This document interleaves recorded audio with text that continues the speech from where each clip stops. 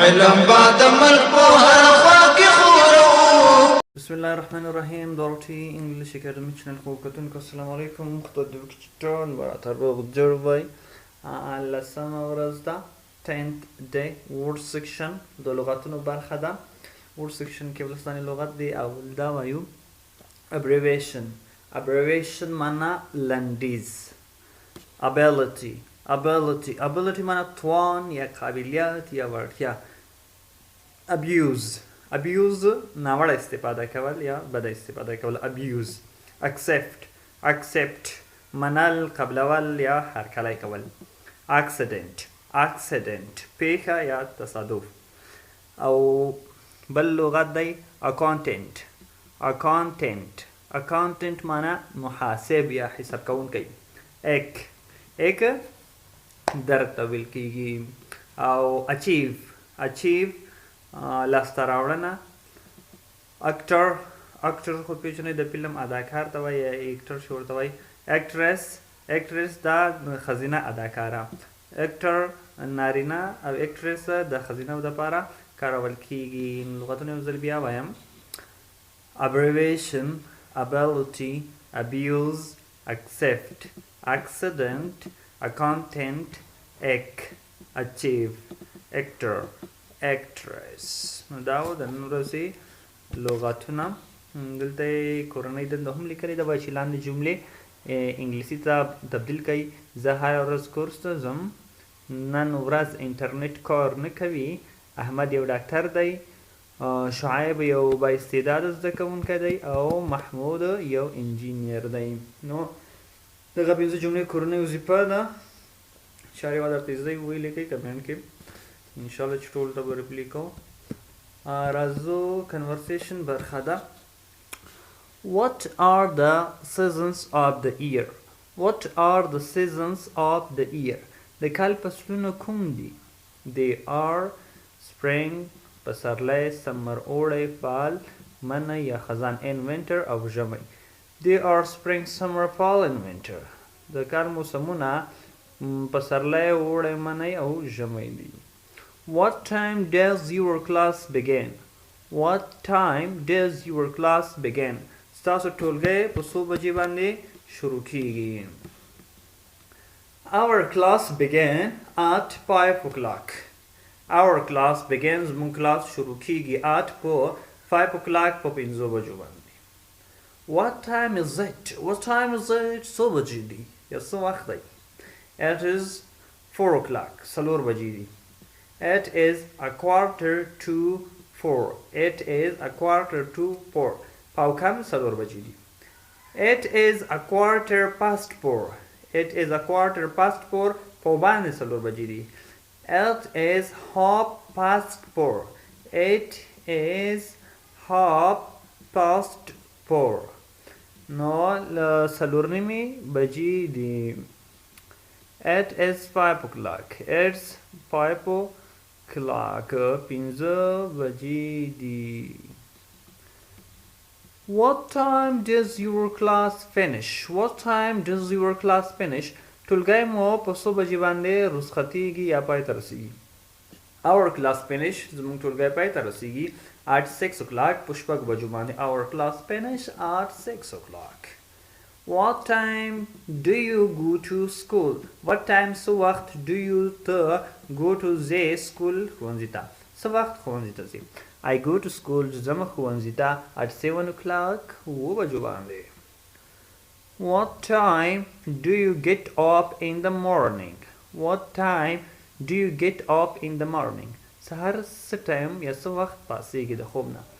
I get up at 4 o'clock in the morning. I get up زه پاسېږم at 4 o'clock په څلور بجو باندې. In the morning په سهار کې. What is your religion? What is your religion? ستا دین څه شی دی؟ My religion is Islam. My religion is Islam. زما دین اسلام دی. What is your sect? What is your sect? مذهب دې څه شی دی؟ I am Hanafi. زه حنفی یم. What is your marital status? What is your marital status? ستا مدني حالات یا سټیټسټ څنګه دی؟ I am married. I am married ما واده کړی. I am widow زه کونډ یم. I am widow. I am divorced. I am divorced. څنګه دی؟ طلاق یې اخیستی وي چا نو هغه به وایي چې I am divorced. I am engaged. I am engaged. ما څنګه کړی دی؟ کوژدن شوی یم. And I am single. نو همدغه ده چې چا پوښتنه وکړه marital status دې څه رقم ته دی، همدغه ځوابونه دي. I am married, I am widow, I am divorced, I am engaged, and the last one is I am single. What are the bases of Islam? What are the bases of Islam? The Islam binawi community. The bases of Islam are the Islam binawi di holy word kalima. Holy word kalima. Prayer moons. Prayer moons. Fast Ramadan ya roja. Alms ilbak silent day. Alms zakat away, and our pilgrimage hajj. The basis of Islam are holy word, prayer, fast, alms, and pilgrimage. That is the Islam binawe. What is the most delicious food for you? What is the most delicious food for you? ستاسو لپاره تر ټولو خوندور خواړه یا ستاسو د خوښې غذا څه شی دی؟ ورته وایي دا چې مانتو is the most delicious food for me. مانتو is the most د مانتو چې دی is the most ډیر delicious خوندور دی food خواړه دی خوندور خواړه دی for me زما دپاره.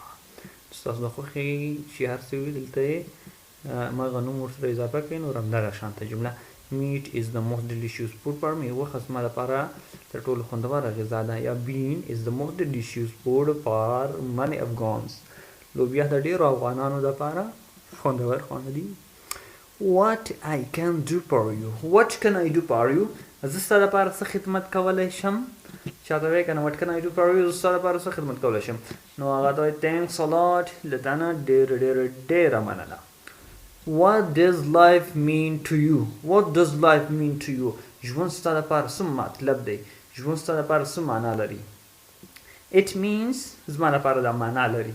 It means زما دپاره دا معنا لري worshipping of Allah چې د الله پاک عبادت پکې وکړم and او serving خدمت وکړم د چا د mankind serving the mankind د بشریت یا د بشر خدمت وکړم.